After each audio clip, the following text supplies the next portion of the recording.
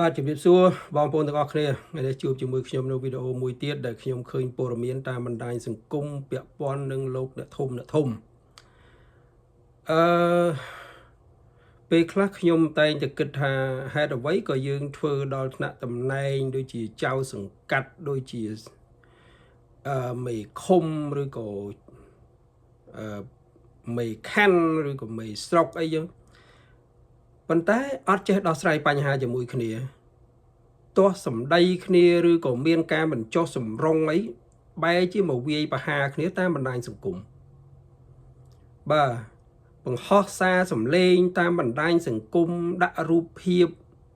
និន្ទាឈ្នានេះគ្នាដាក់រូបភាពផ្សាយសម្លេងប្រកាសប្រកួតគ្នាប្រកាសដោះស្រាយបញ្ហាជាមួយគ្នានៅសាលាខណ្ឌនៅសាលាខេត្តនៅតុលាការអីចឹងទៅប៉ុន្តែប្រកាសតាមបណ្ដាញសង្គមវាបង្ហាញអំពីលក្ខណៈអសមត្ថភាពក្នុងការដោះស្រាយបញ្ហាជាមួយគ្នាហើយយើងធ្វើដល់ចៅសង្កាត់យើងធ្វើដល់មេឃុំយើងធ្វើដល់មេខណ្ឌមេស្រុកឬក៏ផ្កាយ1ផ្កាយ2ផ្កាយ3ស័ក5ស័ក6អីចឹងទៅហើយបែរជាឆ្លោះគ្នាតាមបណ្ដាញសង្គមហើយធ្លាប់ធ្វើការជាមួយគ្នាជាមេជាកូនចៅជាប្រធានជាអនុប្រធានប៉ុន្តែបងឆ្លោះគ្នាតាមបណ្ដាញសង្គមបាទវោហាស័ព្ទនិន្ទាគ្នាទៅវិញទៅមកថាឲ្យគ្នាអញ្ចេះអញ្ចោះអានឹងអសមត្ថភាពទាំងស្រុងបងប្អូនបើសិនជាយើងទាំងពីរនាក់ឬក៏ក្រុមនឹងដោះស្រាយបញ្ហាមិនចេញយើងគួរឡើងទៅថ្នាក់លើកន្លងខ្ញុំឧទាហរណ៍ថាចំនួនគ្នានៅក្នុងសង្កាត់ឬរវាងសង្កាត់មួយនិងសង្កាត់មួយទៀតឬរវាងចៅសង្កាត់មួយនិងកូនចៅក្រុមណាមួយទៀតអីចឹងប៉ុន្តែនៅពេលណាដែលយើងឆ្លោះគ្នាយើងត្រូវដឹងថា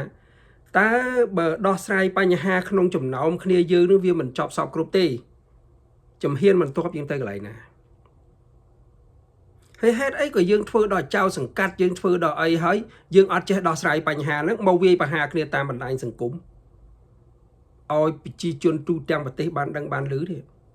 អញ្ចឹងតើនៅពេលដែលប្រជាជនគាត់មានបញ្ហាគាត់ទៅរកអាណាមកជួយដោះស្រាយបញ្ហារបស់គាត់បើយើងចៅសង្កាត់យើងមេឃុំមិនចេះទាំងដោះស្រាយបញ្ហាខ្លួនឯងបងណាអញ្ចឹងឲ្យគាត់ទៅពឹងស្អី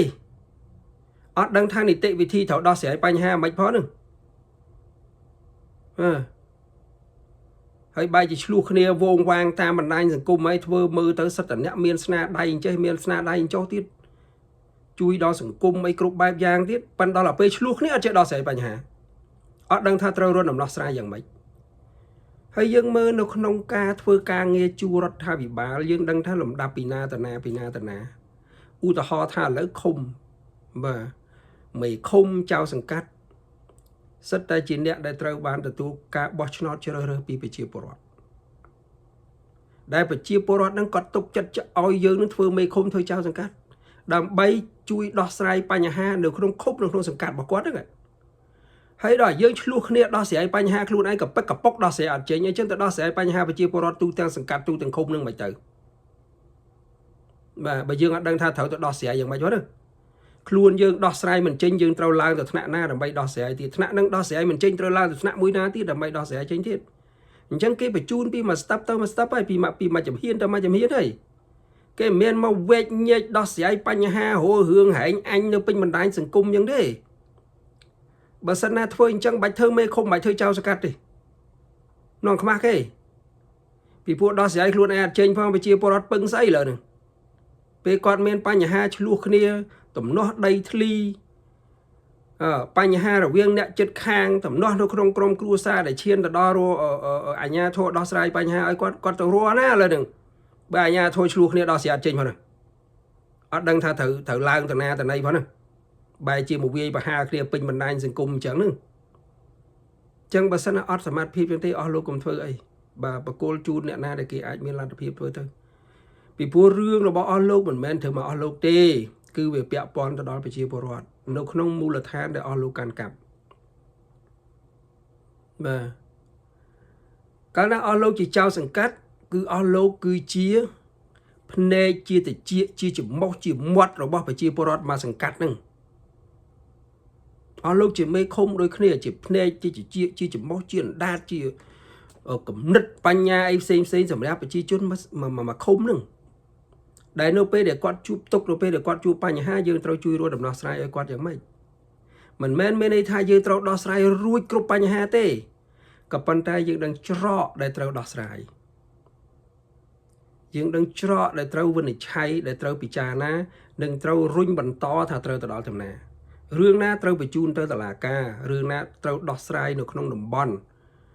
បាទរាល់ថ្ងៃនេះរដ្ឋាភិបាលគេបានបង្កើតរហូតដល់គណៈកម្មការអាជ្ញាកណ្ដាលដែលពួកខ្ញុំនឹងតែងតែគិតពីដើមមកថាអានឹងគឺវាសំខាន់ណាស់អាគណៈកម្មការអាជ្ញាកណ្ដាលក្នុងការដោះស្រាយបញ្ហានៅក្នុងបណ្ដាញឃុំសង្កាត់អីហ្នឹង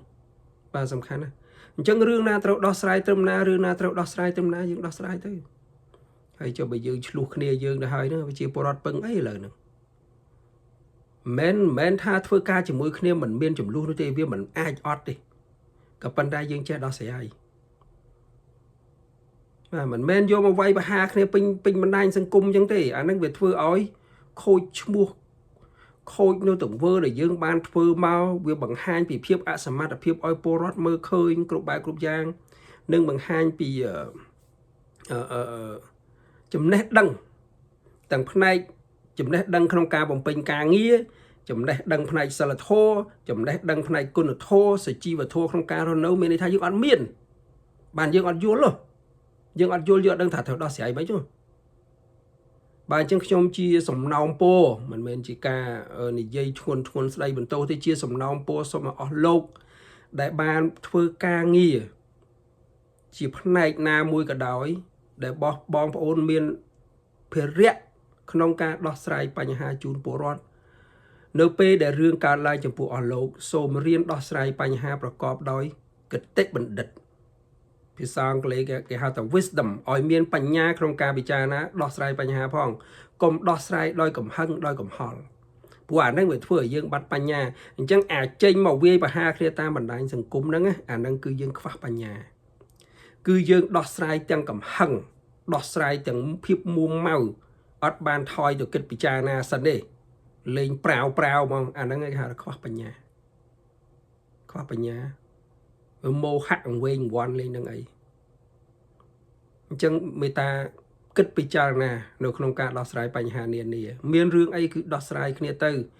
តាមលំដាប់លំដោយពីក្រោមឡើងទៅលើទៅ